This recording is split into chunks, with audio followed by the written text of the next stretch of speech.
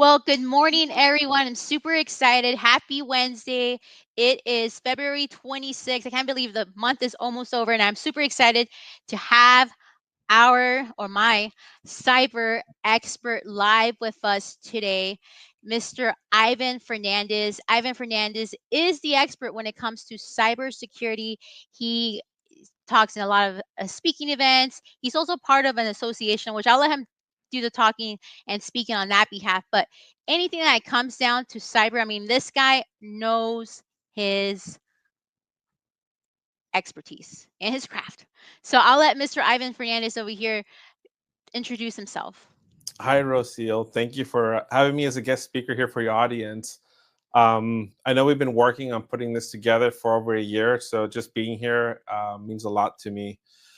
As far as my background and who I am the CEO and founder of SPN Networks, where we are a cybersecurity company. We've been in business for over 24 years. One interesting thing about myself is I actually started SPN Networks right out of high school. But today we basically service organizations across the nation. So we have clients in New York, Los Angeles, Denver, Florida, and we're helping them basically learn cybersecurity.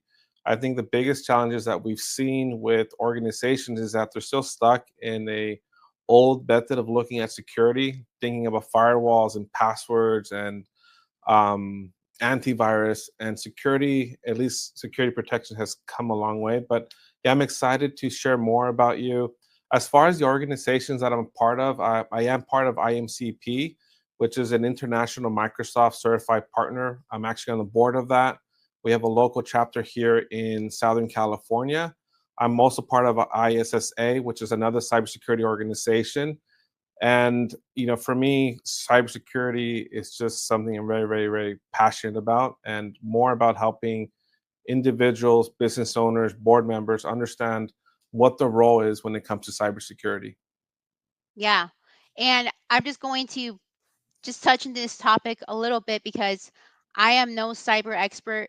I've literally just, when I've got downloaded my phone into my tablet, into my laptop, I'll get the basic what is it, Northern Norton something, antivirus, or correct? yes, or I think McPhee also comes in on McAfee, there, yeah. and I don't know it, so I'll get the monthly package or the yearly annual plan, and I got hacked. I got hacked about end of last year into my look. Thank God it was just my second email that I don't really use, and I was like, how on earth did this happen? Like I thought I had like this package that I bought, and can you touch a little bit more on that, because I think people like myself who don't know much about um how to protect Security. yourself, kind of just buy this bundle thinking that you're protected. Yeah, so I'll share a couple things for you because that actually happened to me, and I'm a cybersecurity professional. Um, about a year and a half ago, I hired a auditor to come in here and audit our security systems. Right, one of the things is to trust, but you got to trust and verify. That everything's in place, especially at our organization. We're a team of 19 now, and so I had all my cybersecurity tools installed on our own workstation. So we drink our own champagne, and I hired this professional company to do an audit and assessment.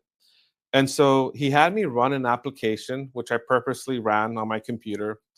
The application had no admin privileges, so it didn't ask for a password. I just clicked on it and it disappeared. And then a couple of days later, I sit down on a call with him, and he had basically captured all my passwords off my computer. And What? I was just like shocked. I'm all like, I was just like, WTF? Like, how did you get that? Right. And one of the things that I was using at that time was I was using Google's password management. You know how a lot of us love to Oh save their yeah. passwords in Google or in Edge or in Firefox? Hmm. None of that's safe. Like, Wow. surprisingly, you think that's safe, but not to get too technical, but that information ends up in your memory of your computer, and an application could quickly just steal that memory off of your computer, and then basically read all your passwords. Or what it can also do is, not trying to get too technical, but you know how when you go to your bank and the first time you do it, it asks you for a PIN code on your phone, right, to Yes. authenticate. But then the second time, it doesn't ask you for that because it knows who you are. Like, hey, I'm Lucia. I've already been on this computer. Those are called session cookies. So basically, those session cookies get stolen, and then someone else can just install that session cookie on their computer, and they don't have to go through the authentication process because they basically like stolen the magic cookie. So, anyways, how this happens to the regular person, it usually happens through phishing attacks. Emails come in.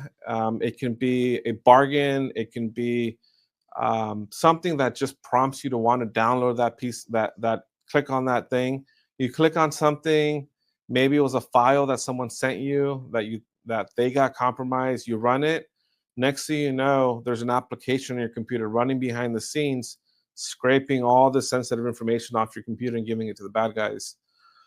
And so, as far as how to protect yourself when it comes just to the everyday person, couple things is um, understanding what to click on and what not to click on, what websites to visit and what website not to visit. And I know it sounds really, really simple, but ultimately, like all this stuff, if you think about it, comes through the internet. If you had no internet to your computer, you wouldn't be affected, but you also wouldn't be able to get any work done, right? And so by being cautious and mindful about, not clicking on emails that you have no business on clicking on, like just because, someone sent you an email doesn't mean you have to read it. Kind of another way to look at that is sometimes I'll get a message on my phone that says, "Hey, are you free for coffee?" I'm like, I don't even know who this person is, right? I just ignore it. Or I get a message that says, "Hey, your UPS order is delayed. Click Oh here," yeah. right? I don't reply, I don't acknowledge it. I just block, delete, right? I mean, if it's important, they're going to give me a call. But the same thing with your inbox. You have to basically be on the defense on every single piece of email that comes in. And if you don't understand it, just just delete it. And the reason that's even more important is because 2 years ago, 3 years ago, it was really easy for you to identify a malicious piece of email because it would say like "Dear Sir" and like, oh, who talks like that in California, right? But now, with AI and ChatGPT, like you can basically just have it compose an amazing email pretending to be the CEO of the company, pretending to be a vendor, pretending to be a big client you want to work with. And yeah, click here to accept the proposal, download this to apply for a job. And you're clicking on this stuff, and that's how you get hooked. Wow. I know, it's crazy. I mean, just the fact, I mean, about the passwords, even here in the insurance, in the insurance space, we do have a system that saves our passwords. And you think, I'm using a different password, for every little site, but it's saved on there. And to think the fact that someone could send you something and all of a sudden those passwords Ripped are out. all stored and then sent back to that entity or person, that's Yes, scary. it is. So the best thing to do that is to have an actual password management tool. So one of my favorites, there's a couple out there. I like to And use. what is that? Can you explain that for? Yeah. So okay. So right now, most people are used to just saving their passwords inside of Google, right? Like when you go to a website and it just automatically fills out your password. Mhm. That's just Google offering their password solution. There's a better name for it. But what you really need is a third party or an application that is a password management tool. And so an example of that is one called Keeper. There's one called LastPass. There's one called Bitwarden. There's like about 5 or 6 different ones out there. And I'll be happy to write them out in the comments after our meeting here. But what it is, it's a secure vault that is encrypted, and you go and you save all your passwords to it. So, for example, I have a couple of them in my own company, but I also have one for my personal use. Personally, I use Keeper. And so in Keeper, it's I think keeper.com or keeper.org. I have an application I download on my computer. And every time I create a password, I go to Keeper and I type in the website, the username, and the password, right? Any special notes. I also have my wife that has a Keeper account. Um, and here's another thing that's also, I think, very, very important just for like households. Keeper allows my wife and I to be able to see our passwords in case of an emergency. So, say something happened to me, right? Um, she can basically come in and read all my passwords in an emergency so that she can get into any accounts that I had, the banks, investment accounts, all that stuff.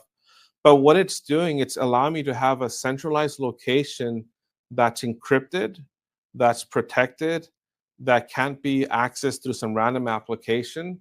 Where every time I want to access my Keeper account, I have to basically authenticate to it.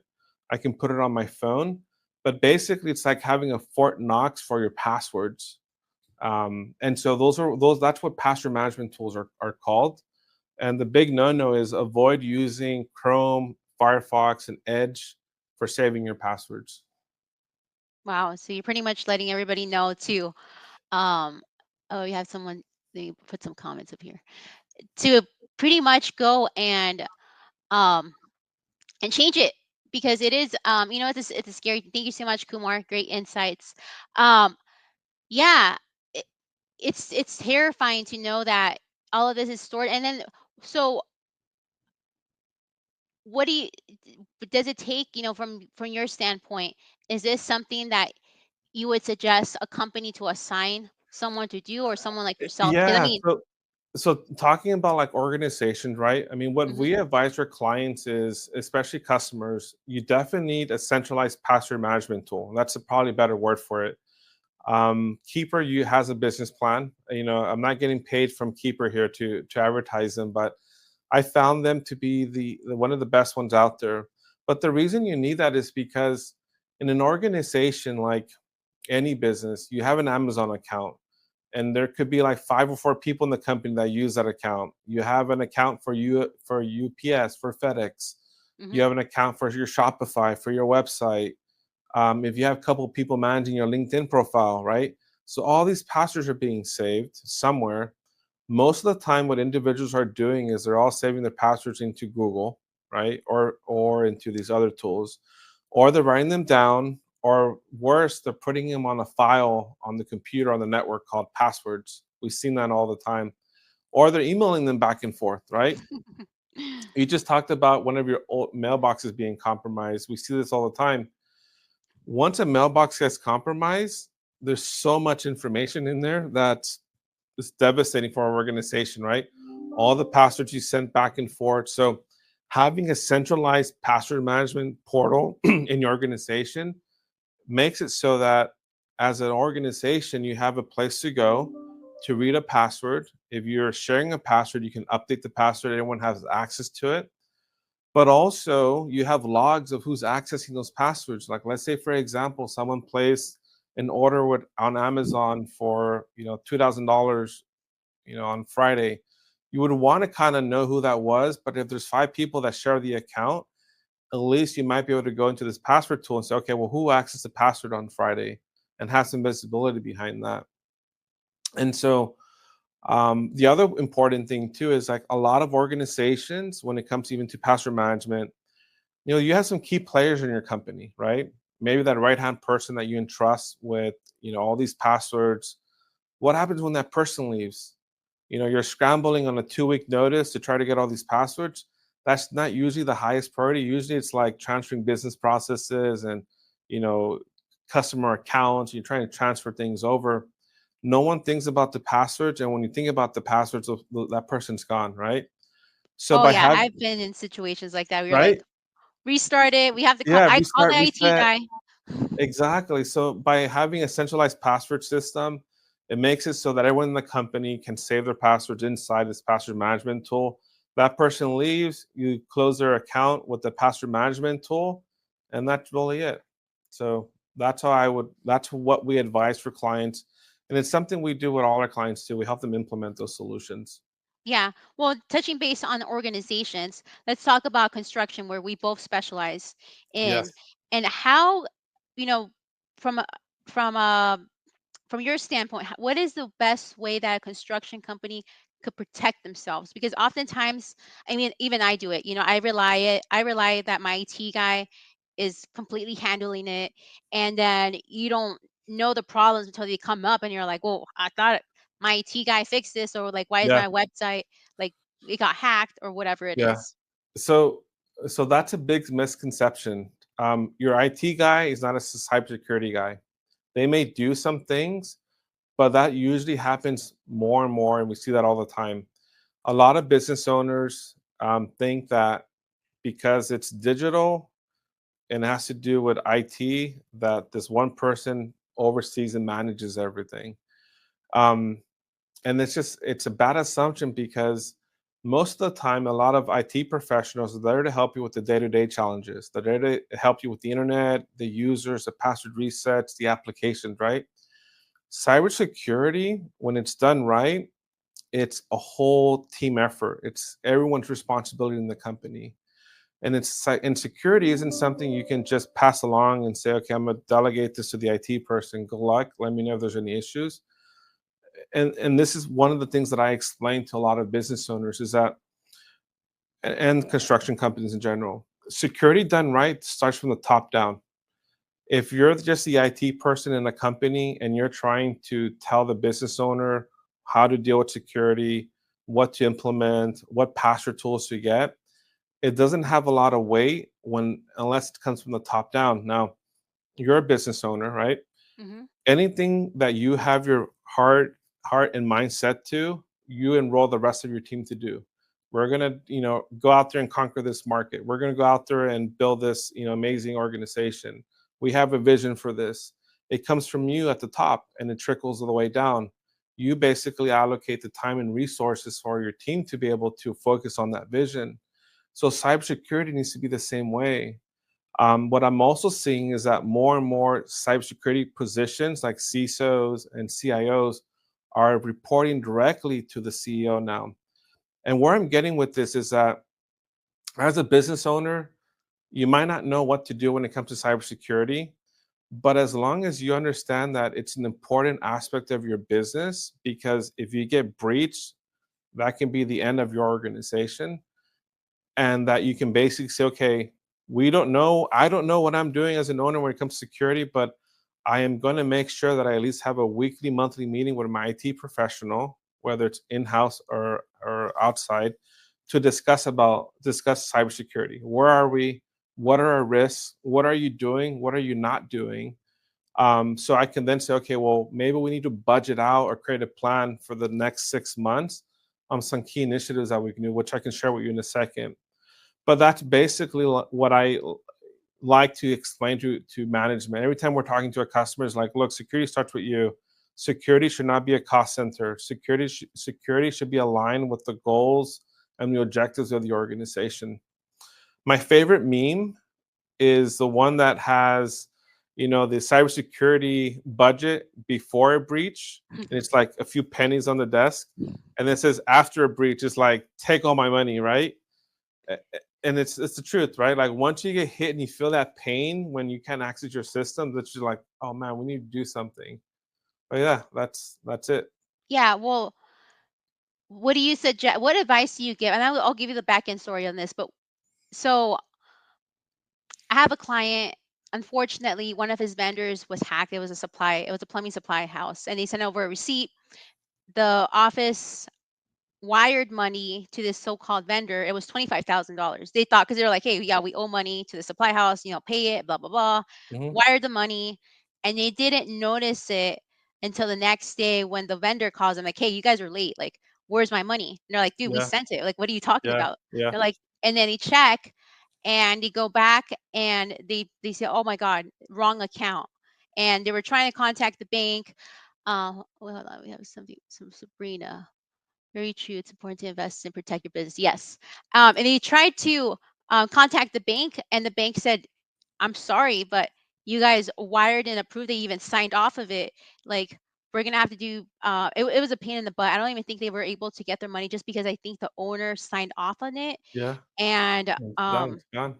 yeah, yeah, and from there on, they're scared, so they don't do any online payments. Everything's done by, like, the hand, old school Yeah, ways.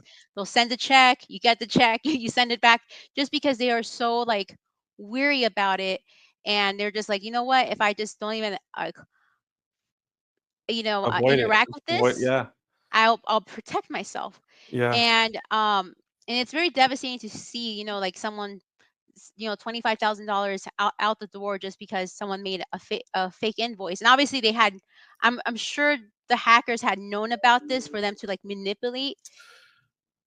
yeah. I've seen that too many times. And to be fair, avoidance is a mitigation way to mitigate that risk, right? It's just like, hey, we're just going to avoid it completely, and we're going to go back to the paper method. Not always the best strategy, but it is a strategy. What we call that is our man in the middle attacks, where someone is basically listening in on an email account that got compromised, waiting for the perfect moment when they see an opportunity to intercept the communication Wow. and hijack the conversation. So that hijacker in the middle is responding to your client, they're responding to the vendor, and they're just basically restructuring the emails. And at some point, they're going to basically intercept new payment instructions. Now, the biggest thing that we tell our clients, because we see this all the time, is one, trust but verify, but have a process for having payment instructions changed, right? All it comes down to is having a simple process in place. Anytime we work with our clients, if they have a vendor that says, hey, I need to update my payment information, what their process is to basically call the last known number that they have on file for that customer, get them on the phone, and then basically confirm the change request. Actually, if I think Chase many years ago had a article or a policy or a process that they were sharing online about, like, this is how you should handle wire instruction changes. But basically, it comes down to having a process, but then also training your staff. Um, Now, there's so many other things that could have been done ahead of this, right? One is, how did this person know about this wire transfer or know about this payment? So one of the accounts must have been compromised, right?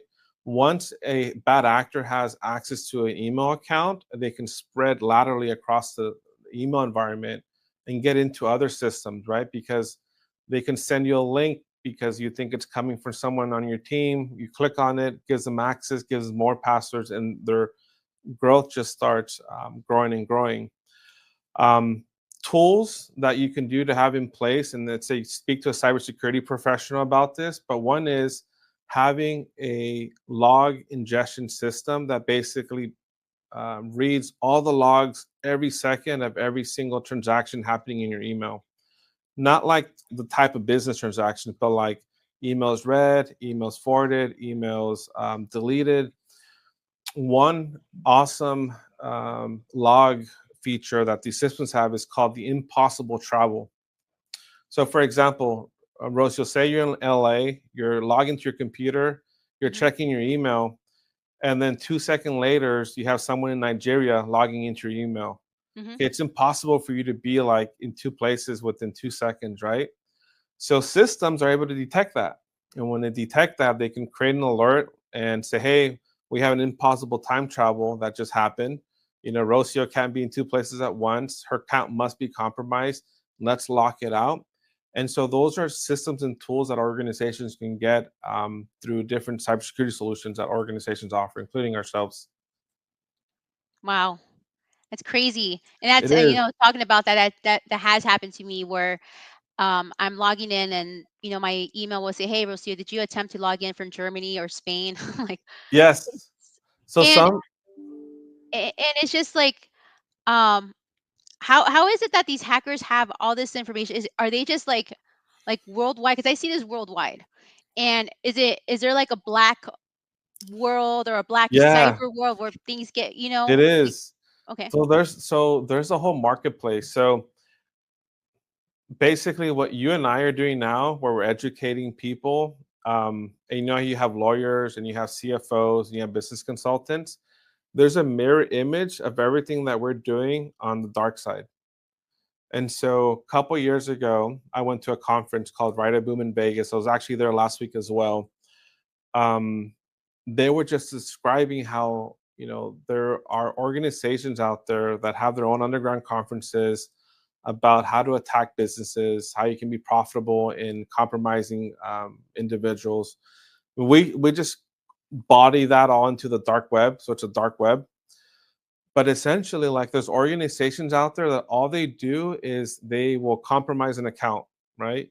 And then they will go to the dark web and say, hey, I got access to Rocio's account. I got access to SPN's account. I got access to whatever account it is. And they'll sell that access to the highest bidder. and then someone Wow. else comes in and they come in and they rain their terror and compromising systems. Like, let's say that you do have a compromised system, but you don't know how to negotiate that ransom, right? And so they have ransom negotiators that can basically come on your behalf, take a percentage as a bad actor, and negotiate a ransom with the insurance company on the good side. um, they have something called kitty scripts, which are basically makes it very easy for someone just to go online, know nothing about coding, nothing about programming, download these tools that they bought, and basically try to compromise business accounts. And guess what? They have tech support if you get stuck. So it's like it's insane. That's what I'm saying. Like, people don't understand how there's a whole business around this. On one of my slides that I've done and presented on, one of the things I shared is that the the cybersecurity market from a percentage of GDP, or what it makes, has surpassed the global drug trade, illegal Wow. drug trade in the world. Like, cybersecurity pays. I mean, sorry, cybercrime pays. It pays. There's a lot of ransomware. A lot of it's through Bitcoin, so it's very rewarding for people. And with the adoption of AI, it's just even crazier right now what people are able to do. But I feel like what we're doing here is amazing because we're spreading awareness that people don't understand. Like, you're in a cyber war and you don't even know, right? Like, people are trying to get into your account every single day. People are trying to steal your bank information every single day. People are trying to hack into your Instagram account every single Oh yeah. day, right? I just signed up for a new Instagram account, and I kept getting emails, that, hey, your post was violating some terms. Click here to da da da da. I'm like, dude, I'm not. I was born at night, but not last night. Just delete or block a report. Yeah, and I think I've seen um videos about nowadays that some people use on their iPhone to collect their face, Yes, or they use a password, and now with the AI, they are now tracking people's faces and trying to unlock that. I saw that somewhere, and I'm like, oh my God, you would think having your face recognition would be the same thing, but I think I saw someone getting hacked and they stole their face recognition. they did, and they're doing that a couple years ago. I think this was 2 years ago. I knew someone that worked at a bank, and they were already training their team on identifying deep fakes What is because that? they're already Is that what it is? so a deep fake is basically like if you ever see like a music video with an artist and it wasn't really him, but it looks like him because someone created like a video of him singing a song, Yeah. or they capture his voice and they make like a sometimes it's a cool song, but it's not him that recorded it. So those are called deep fakes. And so what's happening now is that someone can basically, even through us doing this engagement right now, grab our voice, sample it, and then they can basically call the bank, they can call our mother, they can call our brother, and basically use our voice to basically say, hey, we're in trouble, I need some money, wire it to these Oh my God. instructions. Or now with deep fakes, it's basically now video, right? Like, through a couple of videos, you can basically create a virtual person of you, ingest the voice into it. And so that's been already happening at the banks where people are calling in, they're on these teams meetings with their bankers, and they're approving wire transfers for millions of dollars. And so Chase, the person that I knew was already receiving training on how to basically identify these type of things, and I'm sure they've taken other preventive measures. Wow. My That's solution for that is going to be to have a code word, right?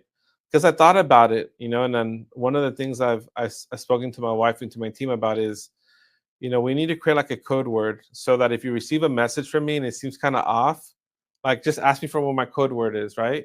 So we can just have a mechanism of a way to just validate that it's actually me. Because I mean, like I said, it's really easy to clone someone's voice, clone someone's video, and use it against them. yeah. And all of this, I think sometimes people stay away from cybersecurity because it's like, oh my God, all this technology, like how much does it cost? Yeah. I think that's maybe the fear that people stay away from, securing their business. And can you talk more, a little bit more about that? I can, and I think especially for your audience, our audience here with the construction company and contractors, Yes. um, the way that the first thing I would say is that everyone's on their own journey when it comes to cybersecurity, and that's okay. Everyone also has a different risk appetite. The same way you buy car insurance, you might have a car that's 5 years old. Do you get full coverage? Do you get liability only? Right? It just depends. You know, everyone has a different budget. And security is the same way, right? Some people might just say, like, my way of mitigating this is just to avoid it. We're going to go back to sending letters. We're not going to do any wire transfers. Um, and so I think it's just, first of all, assessing where you're at. You know, like if you have no clue what you're doing in your business, set up a call with your cybersecurity professional. Give us a call, your IT person, in-house IT, and just try to understand. Like, okay, talk to me where we're at. What's your plan? Have there been any compromises? You know, what can we do to improve things? Because then that And then gives you, let me ask you a question, like, coming from me, like, if you were to ask me where we're at, I'm like, I don't know. Like, I yeah, I could get the information from the IT guy yeah, telling me to send me what program, because to be honest, I completely don't know what I have. I know I have something, but like I said, like, just like many other people, we kind of just rely on the IT person, like, hey, send me the password. You have this. Um, so on that point, how, like, I guess if someone wanted to set up a call with you, how long does it take, or how could you guide someone to know where they're at and how to, like, yeah. show them if they're properly secured? Let me see if I can just share my screen because I think I have something that it's really simple and I think easy to understand. Yeah, and then let me know if you have any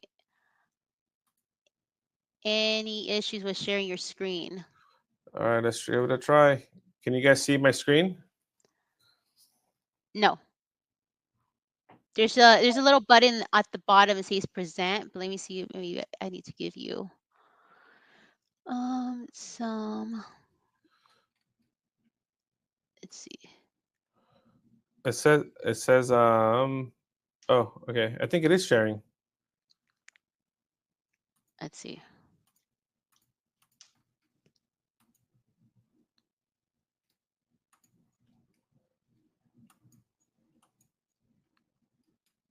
It's nothing showing up on my end. Okay. I mean, I can just describe it then. Okay. All right. So let me just stop the screen share. Okay, so I'm going to try to describe this the best I can, right? So when it comes to security, um, the biggest point I want to make is that the end goal is to have a cybersecurity plan in place. Like that's the ultimate goal. For your audience, the best place to start is something called the CIS controls, which is a Center of Information Security. And that is a nonprofit that's funded by the US government and a lot of other organizations that have come together with the best people in the industry to create a simple cybersecurity plan.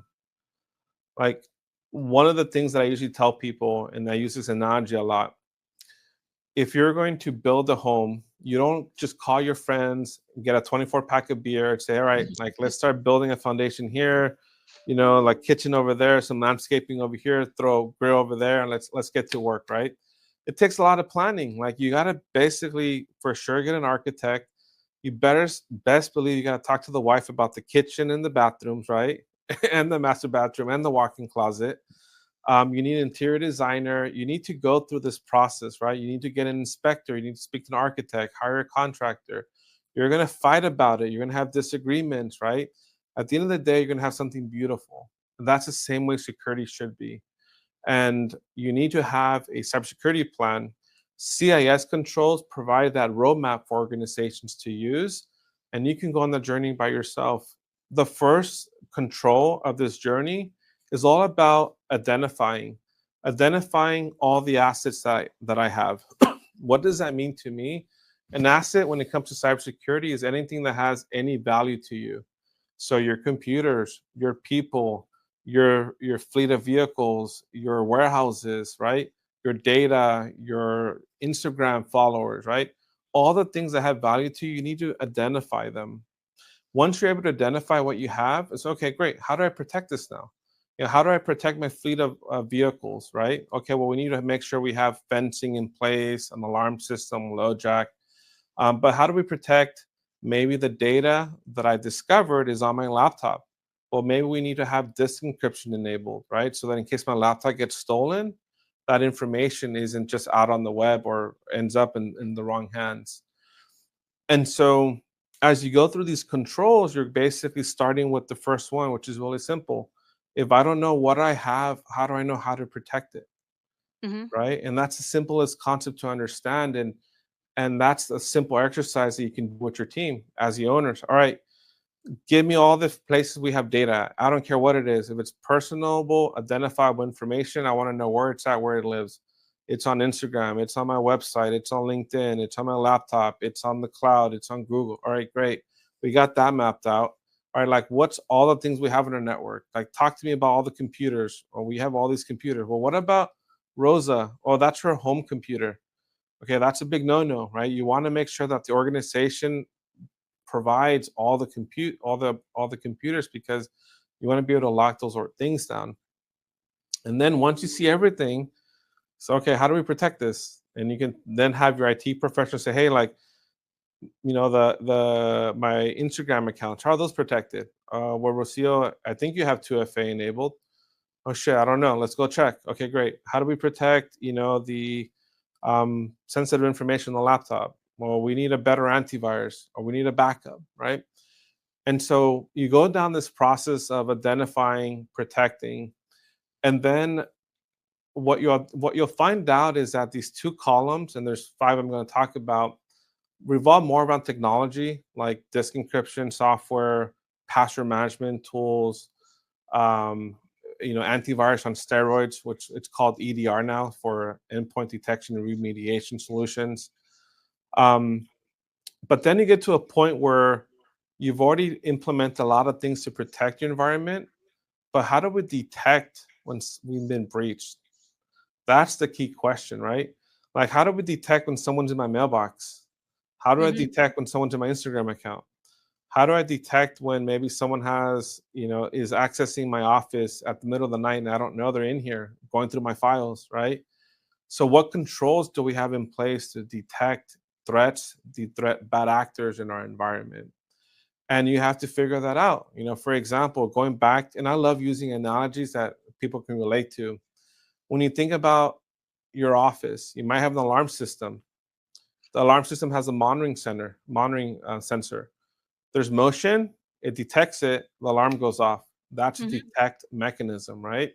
So same thing with the impossible time travel. You have to have something that can read the logs of your systems to be able to provide and detect these things as they're occurring.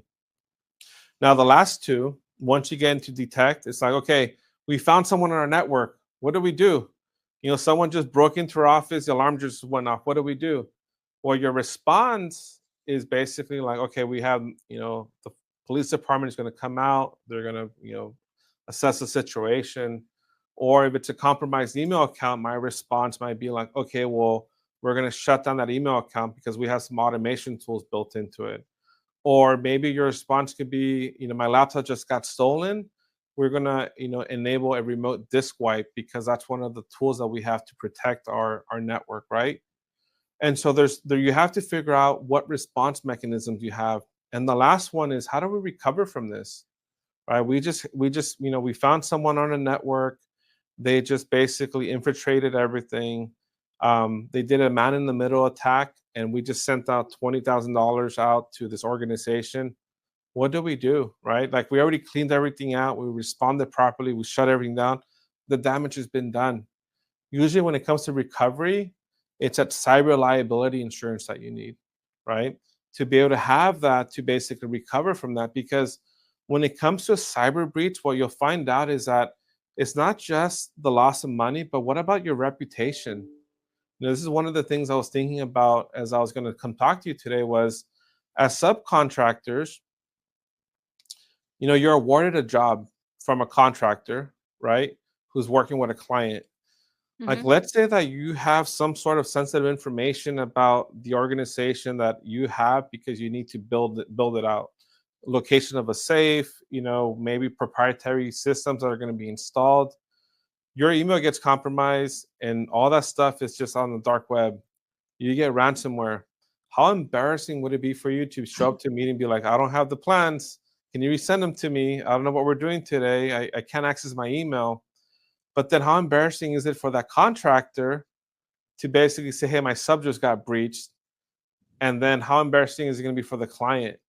So, I mean, we're all a team here, from the client to the contractor to the subcontractor, in protecting this information. Yeah, I mean, embarrassing is one thing, but I mean, I'm just thinking about like project delays, issues, right? Like, Yes. I can't communicate with the sub. Where is he? Blah blah. Like, oh, we can't.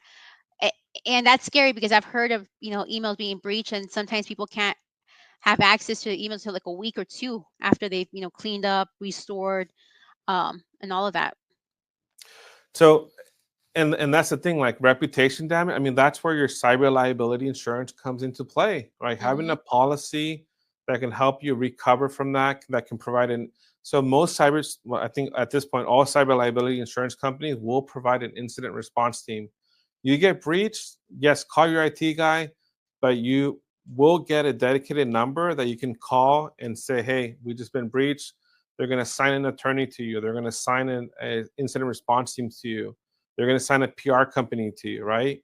If you get CNN on the news, say, hey, we just heard you got breached. You don't want to just be like, you want to be able to handle that, right? And you need professionals to help you with that.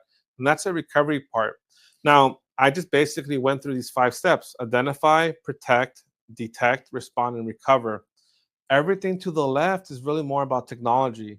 What antivirus can we put? What firewalls? What backups, right? Everything to the right, which would be like more the detect, respond, especially recover, it's driven more by people and processes, right? So that's not really an investment of technology, but it's more an investment of time. Like being able to have a response plan, it's an amazing thing. Like in your organization, like every organization should go through, but have an itemized plan of say, okay, if the CEO's email gets breached, what are we doing, right? Everyone's gonna say, "We just Nothing. call the IT guy," but I just thought yeah, about like yeah, like, what happened. call the IT guy, reset the Yeah. password. But honestly, like, if the CEO's mailbox got compromised, people don't think about it. He has all these passwords in there. He has his, tax returns in there, social security numbers. He probably has the employees' pays, the employees' Hmm. social security. Like, there's so much information in that mailbox that people just brush that under the rug most of the time. And so what you need to establish is like, okay, like when we get breached, we need to have a plan. Another great thing that I see like more organizations starting to do are called table topic exercises. What is So, that? I'm gonna clear this up for you. You remember when you were in elementary school Yes. and you had to practice for a fire drill or Hmm. practice for an earthquake? What did they make you do? Go under the table. Go under the table, right? So it's an exercise because, like, in case of an earthquake, you gotta boom, you gotta know how to duck roll. I remember for fires, we had to practice duck, roll, and cover. I'm getting all this stuff mixed up, Yeah. No, it was that. It right? was that one. When I worked in downtown LA, we were in a building off of Los Angeles Street, and every year the fire department would come out and they would do like this whole annual drill where, someone had to pretend to be injured in one of the floors. Someone had to be like the chief person responsible for the floor. You had to evacuate the building, right? They had to clear out all the floors. But basically, those are table topic exercises, right? They're fire drills because you want everyone to understand what the role is in these situations. So what we like to do with our clients is set up table topic exercises where we say, okay, bring in all the executives. Okay, boom, like emails just got compromised, or your Dropbox account got compromised, your hard drive, stolen. You're not able to submit any bids. What are you doing? What's the plan? And everyone's going to stumble through it, but at least you start making a plan. People are going to start realizing that, oh, well, why don't we use the paper forms? Oh, we haven't used those in 10 years. Or, can't we use this other system? No, we stopped using that. And these little things come out, right, that you start identifying as like, okay, we need to create a better plan for this. and that goes into your incident response plan. And that takes zero money from the sense of buying something. We're not trying to You're not trying to buy a new firewall, a new antivirus, a new password management tool. It's basically just you sitting down with your team and doing the proper planning for it. Wow. Yeah. Yeah, I'm just thinking about like the way the processes that you just said. It's the same thing as like for workers' comp. There's, everybody has an incident response plan. Yes. Well, you should have one. And if you don't, make sure you get yourself one for both workers' comp and cyber, because it's the same thing. If your computer goes down, you get hacked, your business, you can't ultimately run it. And that's the thing with contractors, right? Um, you have an office, and usually that office, you might have, if it's a large office, you have your tools, you have your laptops in there, you have material. But majority of contractors usually have a smaller office, and it's all laptops. It's laptops. And if that laptop were to get compromised, your staff gets hacked, there goes your business for the day. And you guys have men out there working in different Hmm. locations. And to even think that, if you guys are sharing or on the platform, having a tablet, and you guys can't no longer access or communicate, it's Hmm. just devastating to know that. And one other thing that I like to share with when my construction clients and your audience here is that they already have an awesome framework internally that they can Hmm. follow and repeat, which is construction safety. Hmm. Like, construction safety is paramount, right? You're dealing with the life and death situations for individuals. Every job site, at least for the larger clients that we have, there's one person that's the main person that does construction safety. They have daily meetings, if not weekly meetings. They're walking through the thing, identifying risk out on the job site, reporting. The organization's also evaluating, how many injuries they have. They have goals to have like zero injuries this for the year, for 2 years, 3 years. I have clients that have made slogans about construction safety. They make shirts. It's a culture that you built, Hmm. right, around construction safety, because you're like, dude, we care about our people. Again, going back to identifying what's important, our people are important, right? They're our most important asset we need to protect, right? How do we detect, when there's something going on? We have construction safety, we have walkthroughs through the job site. And of course, like, if something gets injured, you have a way to respond, which is what we spoke about. You have those things for your eyes to wash your eyes. You have, those emergency kits, on the job trailers. And recovery, right? You got, whether it's workers comp, whether it's, insurance, whatever it is. So construction industry is already going through this method of identify, protect, detect, respond, and recover, right? And it's the same thing with cybersecurity. Now, it's not the same as life and death situations when it comes to the human person, but it is life and death for a business. Like, have another person that I spoke to that had I think it was a 60-person finance company. It was a CPA firm. They got hit with ransomware. They had to go down to 12 users, 12 people. Like, imagine the amount of business that they lost, the accounts that they lost because the trust was broken. And so when I think about the parallels between what the construction industry is doing and when it comes to construction safety, it's the same thing with cybersecurity. You got to build a culture around it in your organization, especially if you have the resources to. You got to stand at the top of your organization as a leader and say, hey, this is important for us. Your data is important. Your personal information is important. Making sure this organization doesn't get breached is important, and do what you can to protect it. Yeah. No, you cover all points, and I like the example you use about safety culture. And yeah, I mean, safety is it's key in construction. And that's the same way that you have to think about when it comes to cyber and protecting your business. So if there's anyone out there that has any questions, comments, feel free to drop them in the comment section. If you guys want to reach out, we could also reach out via email. I believe that my Instagram might be, it allows you to see it, but you can't comment. So for those who are on Instagram, you go ahead, you guys could DM me. You could also reach out to Ivan. I tagged them in my story. And then, Ivan, if people want to get in touch with you, what is the best way? Yeah. So best way for me is email.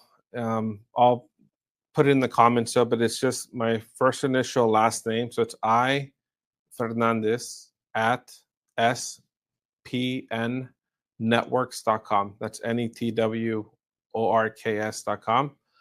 And my mobile number, 562-745-4120. I pretty much share that. So if you guys want to text me, shoot me an email, happy to help out anyone that I can. Awesome. And then I will be also tagging all of Ivan's social platforms on this video. So if you guys want to reach out to him directly, please feel so to do, because Ivan is the expert when it comes to cybersecurity.